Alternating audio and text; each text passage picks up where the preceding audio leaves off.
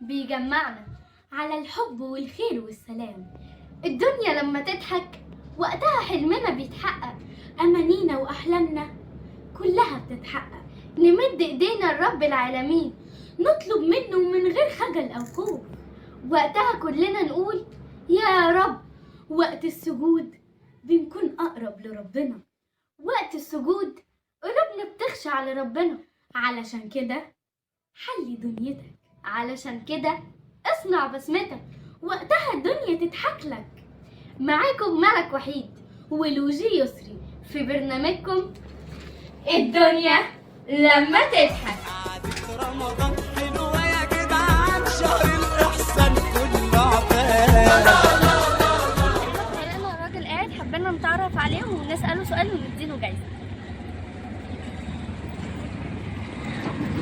ازيك يا حاج؟ أنا حضرتك طيب؟ رمضان كريم. حابين نتعرف على حضرتك. السيد محمد. طب بص يا عم، احنا دلوقتي كنا ماشيين في الشارع ولقينا حضرتك، حبينا ان احنا نتعرف عليك وعايزين نسألك سؤال.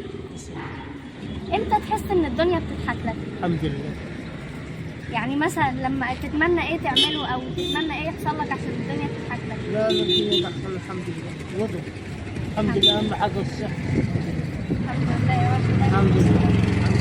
بص يا حاج، احنا دلوقتي هنسألك سؤال ولو جاوبت عليه هتاخد معانا جايزة بسيطة كده. كام يا حاج عدد ركعات صلاة الظهر وكام عدد ركعات صلاة المغرب؟ الظهر 4 والمغرب 3. صح يا حاج، برافو عليك. اتفضل يا حاج، كل سنة وانت طيب. وسؤال حلقتنا النهارده لكل المشاهدين هو: من هم ال10 المبشرين بالجنة؟